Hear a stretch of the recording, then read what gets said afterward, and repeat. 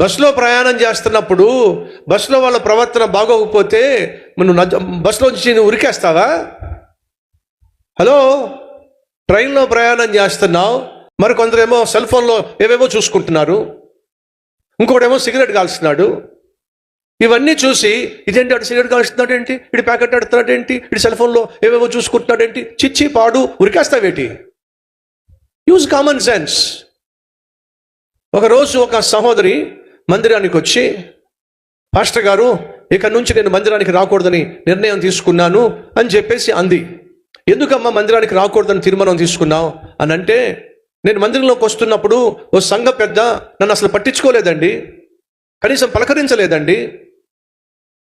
Okay అమ్మా, తర్వాత నేను వచ్చి మందిరంలో కూర్చుందామని చెప్పి కూర్చునే ప్రయత్నం చేస్తే ఎవరు నాకు చోటు ఇవ్వలేదండి.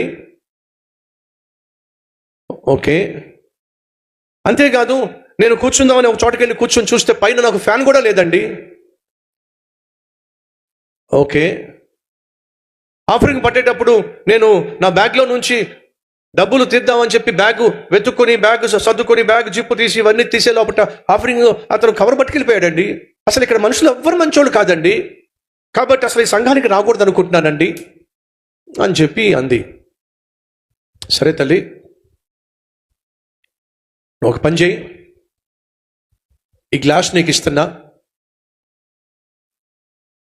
ఆ గ్లాస్ పట్టుకొని ఒక్క చుక్క నీళ్లు బయటపడకుండా మందిరం చుట్టూ ఒకసారి రౌండ్ వేస్తావా అని అంటే, నేను ఖచ్చితంగా వేస్తానండి, నేను స్పోర్ట్స్ బాగా ఆడేటటువంటి ఒకప్పుడు బాగా ఆడానండి స్పోర్ట్స్, ఇలాంటివి చాలా ఈజీగా చేసేస్తాను, నాకు పోటీ అంటే చాలా ఇష్టం అని చెప్పి గ్లాస్ తీసుకుని వెళ్తా ఉంది.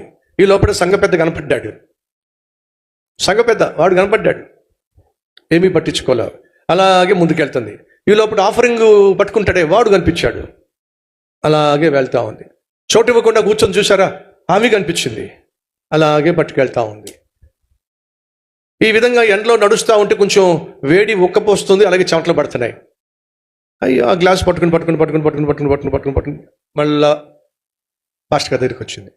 ఏమా, గ్లాసులో ఒక్క చుక్క కూడా పడకుండా నువ్వు జాగ్రత్తగా మందిరం చుట్టూ వెళ్ళి రాగలిగావా? ఒక్క చుక్క కూడా పడలేదు పాస్టర్ గారు. అవును, నువ్వు గ్లాస్ పట్టుకెళ్తున్నప్పుడు నిన్ను చూసి పలకరించని ఆ సంఘ పెద్ద కనిపించాడు పాస్టర్ గారు. తిట్టావా? తిట్టలేదు పాస్టర్ గారు. ఆఫరింగ్ తీసుకుంటున్నప్పుడు నువ్వు ఆ బ్యాగ్ జిప్పు తీసి ఇచ్చే లోపల ఆఫరింగ్ పట్టుకోకుండా పక్కెళ్ళిపోయాడే, వాడి మీద కోపం వచ్చింది కదా, అతను కూడా కనిపించాడు. కోపం వచ్చిందా? అసలు పట్టించుకోలేదు.